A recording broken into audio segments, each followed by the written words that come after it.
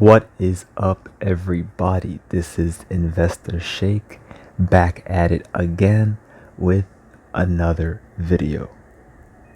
And today, I am here to talk about Bitcoin and why I invest 5% of my paycheck toward Bitcoin. Now, as you see here, Bitcoin is trading a little above $10,000. And if you look in the week, it's been down a little bit. But the month is where you start to see a decline. So right now we're seeing a bit of a decline as Bitcoin was as high as $12,000. So we're seeing an 11% drop over the past 30 days. In the year, if you were to hold on to Bitcoin a year ago, you would have seen a 2% growth. Although there was this huge sell-off in back in March when it was as low as 3,800. So you could have had the opportunity to triple your money if you bought at that point. But I'm here to talk about why Bitcoin is an asset to keep long term. As you may have noticed, the Bitcoin was as high as almost $20,000. There's a huge resistance at that $20,000 level, and it just did not break that resistance, and as a result, experienced a large decline over time. So right now, we are half at its peak level. We're currently hovering around $10,000. Now, when it comes to what price we may see it in the future, you never know with these cryptocurrencies, because they should be seen mainly as a speculative asset if you're trading in the short term. But in the long term, you have to think of Bitcoin in terms of a store of value. Now, in case you haven't noticed what Bitcoin is one of the most common cryptocurrencies that you have heard of, one of the top currencies in the cryptocurrency market.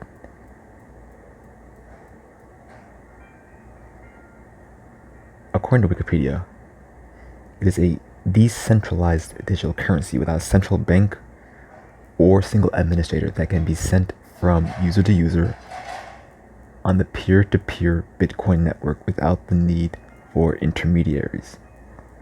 So intermediaries, no middleman, basically. So you can send money directly to people. Transactions are verified by network nodes through cryptography and recorded in a public distributed ledger called a blockchain. Now, the blockchain is an emerging technology that we're seeing, as it can be applied into so many fields, even in the case of simply sending and receiving cryptocurrencies. And the way Bitcoins are made is through mining. It's usually you're using a computer, you're basically solving a lot of complicated math problems, and in return, you're rewarded with Bitcoin. And it's a very expensive process nowadays because the computing power needed to mine a decent amount of Bitcoin per day, it uses so much electricity. And to be quite honest with you, you will need a very fast computer with a high processing speed, because it uses up so much resources. Like, it's not really worth it at this point. Maybe back then it was, but nowadays it's tough.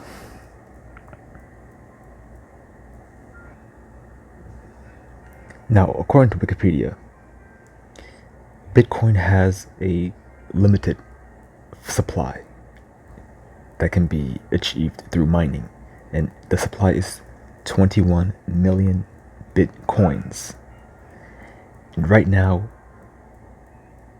we have over 18 million bitcoins that is currently in circulation, whether it's being used in transactions or being held as a store of value. But today, I'm talking about Bitcoin as a store of value. Now, one of the reasons why I'm actually buying Bitcoin is due to the scarcity that can occur. Since there's a finite supply of Bitcoins, the closer that we get to the supply limit, you'll start to see more scarcity. And since there's less Bitcoin available to be mined, I believe that will cause the value of Bitcoin to go up from where it is right now. Now you have to understand that this cryptocurrency is volatile. You could see 10 to 20% swings on any given day. This is not a stable currency. So if you are capable of being able to stomach the volatility, I would consider purchasing Bitcoin, but I wouldn't do it as a get rich quick scheme, because that's a pretty unhealthy way to look at it, and frankly, that's not halal in my opinion. This is to be seen as a way to extend your wealth aside from purchasing stocks or real estate. Cryptocurrency is an emerging field, and despite what you may have heard about cryptocurrencies back in 2017, you have to understand that there is a long-term approach with cryptocurrencies. As we begin to question whether we should rely on paper currency, such as the US dollar, which has the potential to weaken in value due to inflation. Now, cryptocurrencies, on the other hand, are deflationary assets, which means that over time they may increase in value and will not succumb to inflation. But one of my main concerns is that if the value of Bitcoin were to go up, could that mean that the value of the cryptocurrency is increasing, or is the value of the US dollar decreasing? That's something that we need to understand, because the US dollar is not backed by any assets. It's backed by the faith of Americans. Another thing that we're starting to see with cryptocurrencies is that they're beginning to be accepted in a lot of merchants in person. Now, back then you could mainly use Bitcoin for online purchases, but now you have the ability to be able to scan a QR code which may contain your Bitcoin wallet and use that to purchase things, like a restaurant. Let's say you want to pay for the bill for a meal that you just had. You can scan the QR code in your phone, depending on which app you use, to hold your cryptocurrency and pay for your items in that manner. Now that is a hygienic, fast, smooth way of paying for things, especially during these times.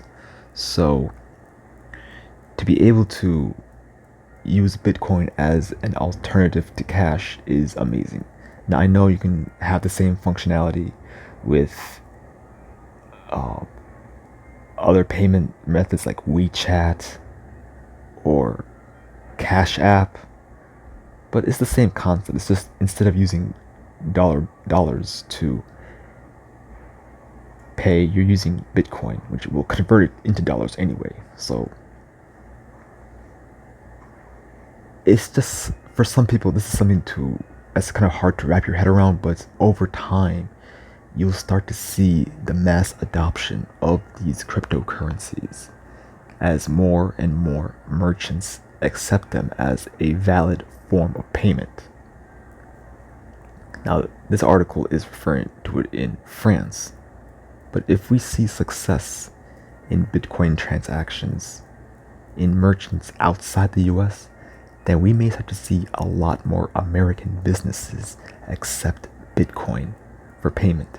nowadays we use our credit cards or debit cards. A few people use cash. And nowadays people are using their phones to pay, such as Apple Pay and Google Pay, Samsung Pay. You just tap your phone in the contactless terminal and boom, your payment is complete, which is fascinating. Now, I've been using Google Pay myself by linking my credit cards, but imagine doing that but using your Bitcoin or your Litecoin or your Ethereum instead to pay for your items in that manner. That's a bit of a game changer if you ask me. So when it comes to purchasing Bitcoin, you have many avenues of purchasing it. One of them is through Coinbase, which is one of the most popular websites to purchase Bitcoin and other cryptocurrencies. However, when you do purchase it, let's say you want to buy $500 worth of Bitcoin, however much you want to buy, however much you feel comfortable purchasing, that's what you should be investing. Now, when I purchase Bitcoin, I'm purchasing it as a hedge to the inflation of the dollar. I believe I can get a better rate of return with Bitcoin than I would with a savings account. However, I am aware of the risks, which is why I'm having a long-term mindset as opposed to a short-term. The money that I'm using to purchase Bitcoin isn't money that I need in 1 month, 3 months, 6 months. It's money that I feel comfortable withdrawing after years. Now, Bitcoin could very well go to zero, but that's theoretically. Practically, I don't think so. Now, Bitcoin is... Now, when it comes to buying on Coinbase, it is convenient, it's fast. However, the thing I don't like is the Coinbase fee. So if I buy $500, only $492.66 is going toward the actual purchase. But then you add on this fee right here of $7.34. There is a way to get around this fee on Coinbase. My suggestion is to deposit cash or purchase USD coin, which is the cryptocurrency version of the US dollar. Like 1 USDC is equal to 1 US dollar. So you can deposit the USD coin, and then instead of actually buying it on Coinbase, transfer that over to Coinbase Pro. The fees are basically 95% less than what you're paying on actual Coinbase. Coinbase gives you the convenience. Coinbase Pro gives you the more precise trading with minimal fees. Now, I really can't show you the Coinbase Pro right now, but just go to Coinbase Pro, search it on Google. You can log in the same way as you would with Coinbase if you have a Coinbase account. And I would prefer purchasing it there so that you can get away with paying that exorbitant fee, by the way. But aside from Coinbase, there are other avenues to purchase Bitcoin, and I will give you some right now. Another avenue for purchasing Bitcoin is Robinhood, as they have recently allowed for the sale of cryptocurrencies on their platform. And it is convenient as well. However, the Bitcoin that you're purchasing cannot be transferred over to a hot wallet. It can only be exchanged for cash. So that's one of the major cons for purchasing Bitcoin on Robinhood, you're basically treating it like a stock with this format, which I'm not a big fan of. I'd rather transfer it to my hot wallet so I know that it's mine, or a cold wallet, whichever you feel comfortable depositing your currencies to. And other avenues for purchasing Bitcoin include Cash App, Binance, and Gemini, but my suggestion is Coinbase Pro, or Coinbase if you prefer a simple way of purchasing Bitcoin and you don't mind paying the fee. Again, I would deposit however much I feel comfortable putting in. My way of thinking is that this is a good way to hedge against the inflation of the US dollar.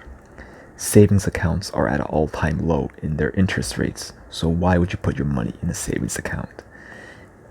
Be aware that any money you put into cryptocurrencies is money that it should be considered gone. Now again, I'm not a financial advisor. Don't purchase Bitcoin because I'm purchasing it. I'm providing this video for educational and entertainment purposes only. Do your due diligence before you go out and purchase cryptocurrencies. Have an exit plan for when you want to get out. And yeah, that's about it. Bitcoin is definitely the future. This is Investor Sheikh checking out.